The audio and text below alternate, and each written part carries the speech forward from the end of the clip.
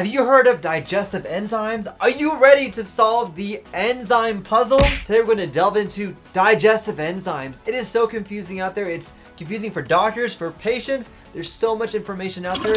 In this video today, we're going to actually pinpoint exactly what are digestive enzymes, what are the different types of digestive enzymes, and at the very end of the video, I'm going to give you my recommendation on which individuals I would recommend as your poop guru to start taking digestive enzymes to get their gut back in track. If you have a question about this, if you heard about this, if you're wondering what the heck is going on, this video is for you. Guys, let's talk about poop. Howdy y'all, Dr. Islam here, aka your microbiome expert and poop guru. I'm a board certified gastroenterologist trained at the Mayo Clinic, and my passion is to give you, yes you, the best tips and tricks so you can live your best life. If you haven't already, don't forget to smash that like button, like, share, and subscribe. And if you haven't already, I would appreciate it if you subscribe to my newsletter. This is literally the best way you can get information from me. And if you live here locally, come see me. I would love to see what I can do to get your gut taken care of. So what exactly are digestive enzymes? Digestive enzymes are like superheroes for your gut. They swoop in there when there is a need to get your digestion back in track. They really are responsible for digesting and breaking down the foods that we eat. Now, naturally in our body, we have digestive enzymes that really break down carbohydrates, proteins, and fats. We are born with this, and it helps to kind of break down the food so we can use that food for the energy that we need to get swole, to get strong, and to live the life that we want to live. But sometimes over time or from disease processes, we lose the effect of these digestive enzymes. They either stop working, or we lose them as we get older, or if we have some sort of disease, it can make them not work as well as we would like. And if that happens for a lot of our patients, it can manifest in so many gut issues when it comes to pain,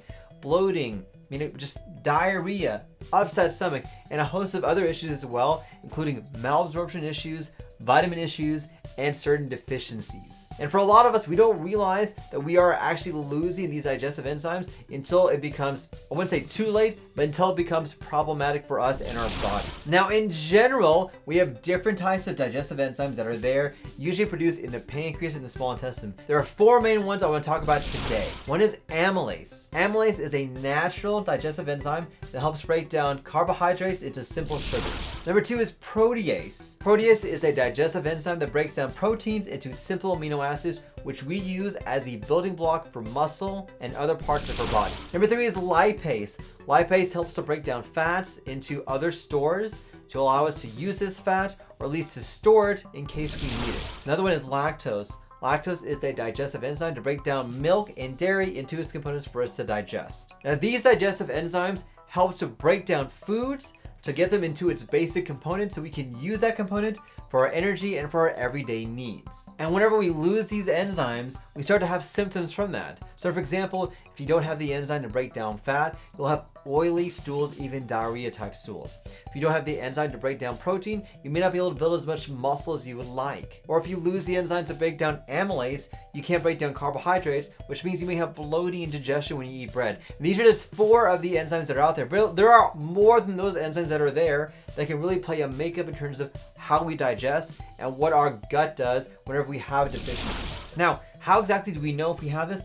Unfortunately, we don't have a lot of good tests for us to diagnose somebody with these particular enzymes. There's not a simple blood test that I can do that says you are amylase deficient, you are lipase deficient. We know that certain conditions can make it more likely to have these deficiencies. So conditions like celiac disease, lactose intolerance, inflammatory bowel disease, chronic pancreatitis. These conditions can make it more likely for you to have a digestive enzyme deficiency, but unfortunately we don't have a kind of a true way to diagnose somebody with this with certain tests. So how would you know? How can you figure out exactly if you have a deficiency? Here are my tips. Number one, speak to your doctor about your symptoms. The best thing to do is ask your doctor, hey, I think I have a deficiency because of these symptoms.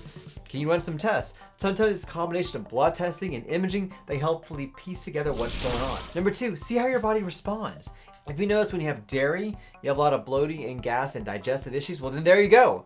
That may be deficiency that you have. Or if you start to notice, hey, when I have certain breads, I just don't feel good, that may be a sign you have a certain deficiency as well. Next, consider getting an upper endoscopy or an EGD. Sometimes whenever we take a look with the scope, when we go down into the small intestine and see what's going on, we can give you a better idea of what's going on, what symptoms you have, and what we can do to treat that. And then lastly, try digestive enzymes over the counter. See if it helps. A lot of people don't know if they are deficient unless they actually try to get those vitamins or those minerals or those enzymes and see how they respond to. If you notice, hey, I feel so much better when I take this digestive enzymes, there you go. That's your answer, and that gives us clinical clues to see exactly if you have this problem or what else is going on.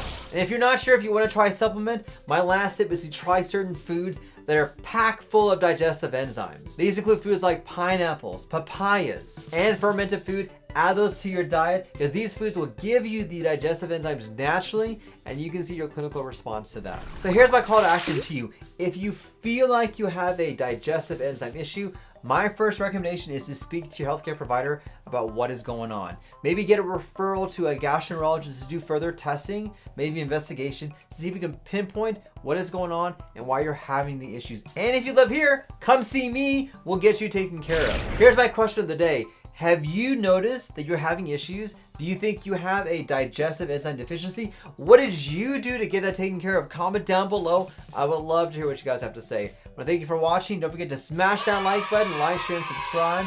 And if you haven't already, don't forget to subscribe to my channel and newsletter where you can get great tips and tricks like you're learning in today's video.